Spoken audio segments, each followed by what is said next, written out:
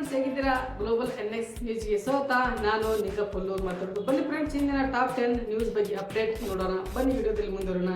ಇಂದಿನ ಪ್ರಮುಖ 10 ಸುದ್ದಿಗಳು ಇಲ್ಲಿವೆ. ಅಂತಾರಾಷ್ಟ್ರೀಯ ರಾಷ್ಟ್ರೀಯ ಮಟ್ಟದಲ್ಲಿ ಇರಾನ್ ಸಂಘರ್ಷ ಮತ್ತು ಎಲ್ಲಿಗೆ ತಲುಪಿದೆ, ಭಾರತದಲ್ಲಿ UPI ನಿಯಮಗಳು ಬದಲಾವಣೆ ಹಾಗೂ ಕರ್ನಾಟಕದ ಶೈಕ್ಷಣಿಕ ಅಪ್ಡೇಟ್ಗಳ ಬಗ್ಗೆ ಸಂಪೂರ್ಣ ಮಾಹಿತಿ ಈ ವಿಡಿಯೋದಲ್ಲಿ ಇದೆ.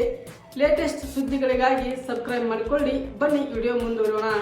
ಇಸ್ರೇಲ್ ಇರಾನ್ ಉಗ್ನಿದ್ವತೆ. ಇಸ್ರೇಲ್ ಇರಾನ್ ಇನ್ನೂ ಉಗ್ನಿದ್ವತೆ ನಡೀತಾ ಇದೆ. ಅಂದರೆ ಮಧ್ಯಪ್ರಾಚ್ಯದಲ್ಲಿ ಯುದ್ಧ ಕಾರ್ಮೋಡ ಕವಿದಿದೆ. ಇಸ್ರೇಲ್ ತನ್ನ ಮೇಲಿನ ನಡೆದ ಡ್ರೋನ್ ದಾಳಿಗೆ ಪ್ರತಿಕಾರ ತೀರಿಸಿಕೊಳ್ಳುತ್ತೇವೆ ಎಂಬ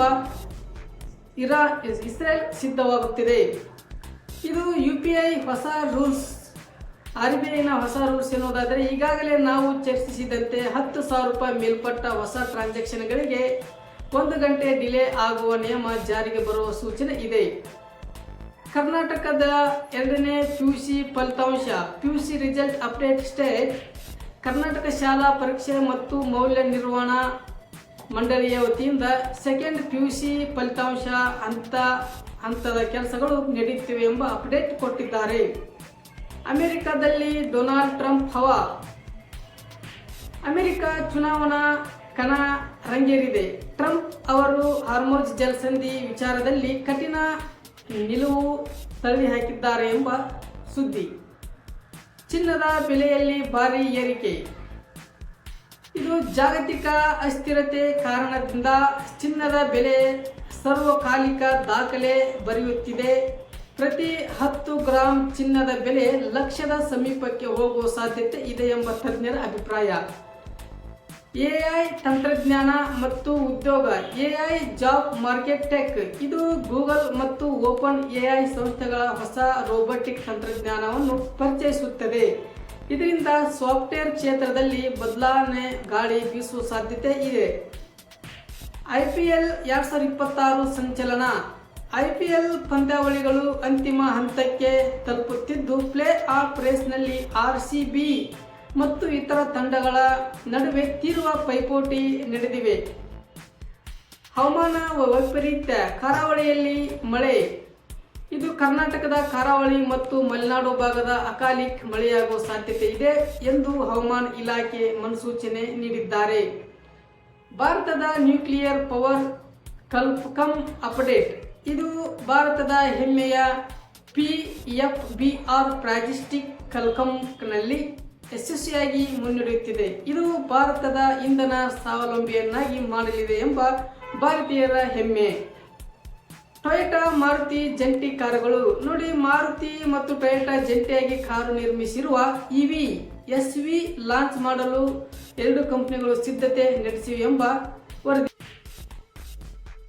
ಕರ್ನಾಟಕದ ಲೋಕಸಭಾ ಸ್ಥಾನಗಳು ಏರಿಕೆ. ಕ್ಷೇತ್ರ ಪುನರ್ವಿಂಗಡಣೆಯಿಂದ ಕರ್ನಾಟಕದ ಲೋಕಸಭಾ ಸ್ಥಾನಗಳು ಸಂಖ್ಯೆಯಲ್ಲಿ ಭಾರಿ ಏರಿಕೆಯಾಗುವ ಸಾಧ್ಯತೆ ಇದೆ ಎಂದು ಗೃಹ ಸಚಿವ ಅಮಿತ್ ಶಾ ಅವರು ಹೇಳಿದ್ದಾರೆ.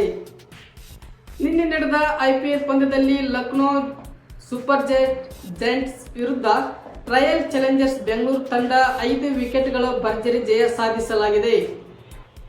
ಮಹಿಳಾ ಕ್ಯಾಂಡಿಡೇಟ್ಸ್ ಚಾಂಪಿಯನ್ಶಿಪ್ ವೈಶಾಲಿ.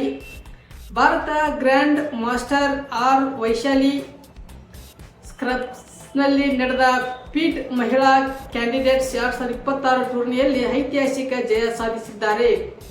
ಹಾರ್ಮೋಜ್ ಜಲಸಂಧಿಯ ಮುಕ್ತಗೊಳಿಸಲು ಜಾಗತಿಕ ಪ್ರಯತ್ನ ನಡೀತಾ ಇದೆ. ನೋಡಿ, ಬ್ರಿಟನ್ ಮತ್ತು ಫ್ರಾನ್ಸ್ ನಾಯಕರು ಹಾರ್ಮೋಜ್ ಜಲಸಂಧಿಯನ್ನು ಹಡಗು ಸಂಚಾರಕ್ಕೆ ಮುಕ್ತಗೊಳಿಸುವ ಬಗ್ಗೆ ಚರ್ಚೆ ವರ್ಚುವಲ್ ಶೃಂಗಸಭೆಯಲ್ಲಿ ಮಾತನಾಡಿದ್ದಾರೆ. ದೇಶಾದ್ಯಂತ ಹೀಟ್ ವೇವ್ ಎಚ್ಚರಿಕೆ. ಇದು ಭಾರತೀಯ ಹವಾಮಾನ ಇಲಾಖೆ IMD ದಕ್ಷಿಣ ಮತ್ತು ಮಧ್ಯ ಭಾರತದ ರಾಜ್ಯಗಳಲ್ಲಿ ಮುಂದಿನ 2 ದಿನಗಳ ಕಾಲ ತೀವ್ರ ಬಿಸಿ ಗಾಳಿ ಇರಲಿದೆ ಎಂದು ಮುನ್ಸೂಚನೆ ನೀಡಿದ್ದಾರೆ. ಮೈನ್ಮಾರ್ನಲ್ಲಿ 4,000 ಕೈದಿಗಳು ಬಿಡುಗಡೆ ಮಾಡಲಾಗಿದೆ. ಮೈನ್ಮಾರ್ ಸರ್ಕಾರವು ತನ್ನ ಹೊಸ ವರ್ಷದ ಪ್ರಯುಕ್ತ ಮತ್ತು ಮಾಜಿ ಅಧ್ಯಕ್ಷ ಸೇರಿದಂತೆ 4,000 ಕೈದಿಗಳನ್ನು ಕ್ಷಮೆದಾನ ನೀಡಿ ಬಿಡುಗಡೆ ಮಾಡಲಾಗಿದೆ ಎಂದು ವರದಿ ನೀಡಿದ್ದಾರೆ. ಬೆಂಗಳೂರಿನಲ್ಲಿ ಜಂಟಿ ಸಂಶೋಧನಾ ನಿಧಿ. ಇದು ಬೆಂಗಳೂರು IISc ಇದು ಮತ್ತು ಲಿವರ್ಪೂಲ್ ವಿದ್ಯಾಲಯ ಜಂಟಿ ಸಂಶೋಧನಾ ಯೋಜನೆಗಳಿಗಾಗಿ ಹೊಸ ನಿಧಿಯನ್ನು ಸ್ಥಾಪಿಸಿದ್ದಾರೆ.